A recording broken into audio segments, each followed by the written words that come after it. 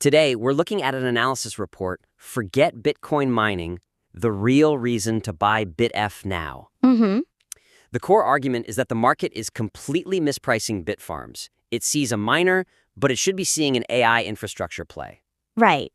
So let's just jump right in on that, on how you justify that massive shift in valuation. Let's do it. So the material really kicks things off with this huge re-rating opportunity. It lays out the numbers pretty clearly. Yeah. You know, pure play Bitcoin miners, they trade at what, 3 to 5 times revenue? Well, AI data center stocks they're commanding 20 times revenue, sometimes even higher. And that's absolutely the right place to start. The entire investment thesis, it really hangs on convincing the market that Bitfarms deserves that new, higher multiple. Right. But to really solidify that, the analysis needs to significantly deepen the operational evidence. It needs to support that massive multiple expansion they're claiming. So you're saying the intent is there, but the mechanism, the how, is a little fuzzy. Exactly. The weakness right now is that the projection, it relies a bit too much on hypotheticals. It feels more conceptual than, actionable. Okay. Look at the language around the Washington State site. The report says this facility could generate more net operating income than the company has ever generated, and so on. Which is a great headline. A real hook. It's a fantastic hook, a great clickbait fact. But it's highly qualitative, isn't it?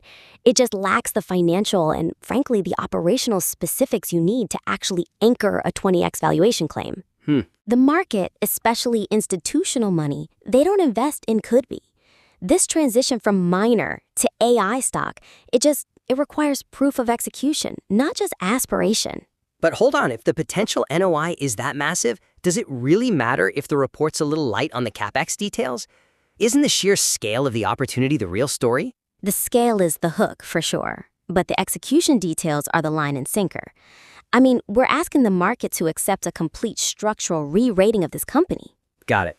If you can't show the operational blueprint and what it's going to cost, the market is just going to rationally and heavily discount that outcome.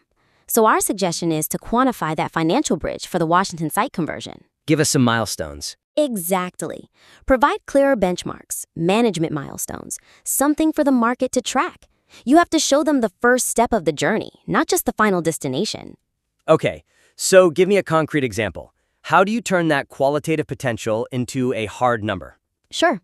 So instead of just saying it could generate more, the report could include a specific, modeled estimate for the required CapEx.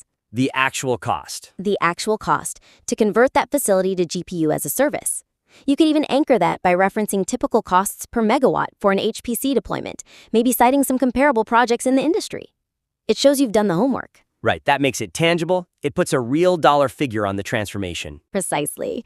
Or, to tackle it from the revenue side, the report could project the required utilization rate, or maybe an average contract length and pricing structure. You could say, what's the projected monthly revenue per installed megawatt of AI capacity needed to hit that historical NOI figure? Ah, I see. It turns the potential into a tangible forecast. It directly addresses the risk that, by focusing only on the upside, you're overlooking some very real operational hurdles. You're basically building a quantitative map for the market to follow. That's a huge step up in credibility. Okay, so if the near-term pivot in Washington needs tighter metrics, let's talk about the long-term thesis, the cornerstone asset. The PJM power play. The PJM power play, exactly. This report argues that owning gigawatt-scale power access there is like owning gold in the AI era. It makes them a prime acquisition target for, the hyperscalers, your AWS, your Google. And I agree. The ownership of massive power capacity, especially on a grid like PJM, that's an undeniable structural asset. The analysis is spot on that power is the key bottleneck for hyperscalers right now.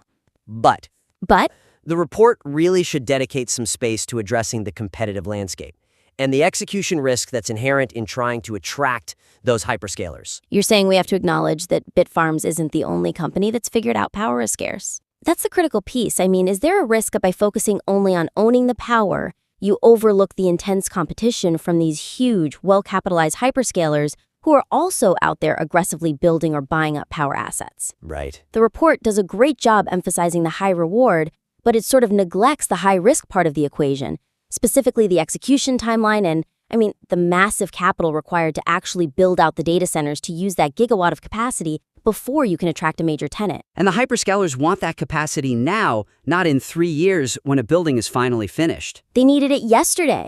So the critique isn't about whether the power is valuable, it's about whether Bitfarms can deploy the capital fast enough to make it relevant. Acknowledging that risk actually makes the whole thesis feel more measured, more credible.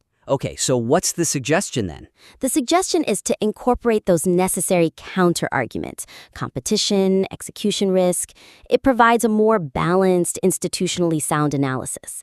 And if the whole thesis is based on a trigger event, like a big tenant deal, then you absolutely have to detail the downside protection.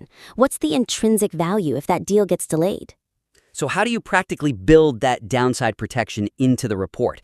What's an example? Well, the report could strengthen its argument by just briefly outlining a competitive challenge, like the speed at which competitors are deploying their own power or signing long-term PPAs. That provides context. Right, but the most specific, actionable thing to do is to analyze what the underlying physical asset is worth on its own. The land, the interconnects, the grid access. What's that worth if it's just sold off tomorrow as undeveloped power real estate? So you establish a floor value. You establish a floor value for the company that's totally independent of them landing a big AI tenant. It decouples the valuation from pure speculation, and it anchors the whole investment in hard assets, not just hope about future contracts. That's powerful. It creates a baseline that supports the thesis no matter what. Okay, let's turn to the last piece, the whole investment framework here. Valuation arbitrage. And I can see what you're going for. This idea of buying the pre-deal hype, drawing that really sharp parallel to Core Scientific. I mean, that thing exploded after their AI deal with CoreWeave. It's a potent precedent. It's an essential parallel, absolutely. And the arbitrage case is persuasive because the market has already shown its hand, on how it prices these events. The problem, though, is that relying solely on that one comparison, on that one single future deal, it limits the immediate quantitative justification for the stock price today. So the Core Scientific comp is a great narrative, but it's not a robust enough valuation tool by itself. Precisely. The weakness here is that the current approach, it sort of presents the opportunity as binary. Either you buy before the deal and you win big, or you miss the re-rate. Right. And that just creates a vulnerability if the deal stalls. The report notes the stock is treated like a struggling miner, which is true, but it doesn't explicitly quantify the discount based on a segmented valuation.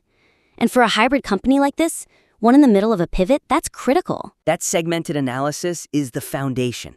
But, modeling a sum of the parts for a company in pivot is notoriously difficult, isn't it? Where do you even find credible benchmarks for assets like power infrastructure? It is a challenge, for sure. But the suggestion isn't about finding the one perfect external comp. It's more about structuring the internal analysis correctly.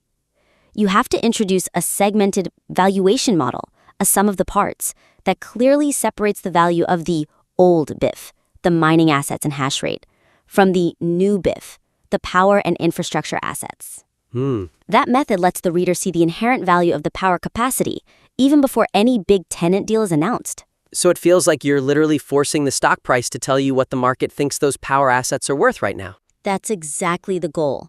As a concrete example, the report should explicitly calculate the implied value of the mining operations. Use the current industry average low multiple, that 3 to 5x revenue. Okay, that's the old BITF value? That's old BITF.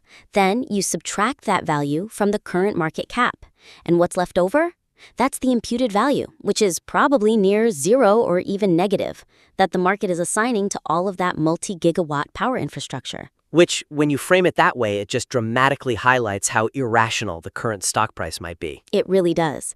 And then for the final step, the report calculates what that gigawatt capacity would be worth if it were simply priced per megawatt, using an industry benchmark for data center land and power access, even a conservative one. Got it. That calculation makes it crystal clear that the current stock price, say $2.27, is actually supported by the physical assets alone, which means the entire AI potential becomes an indisputable free call option.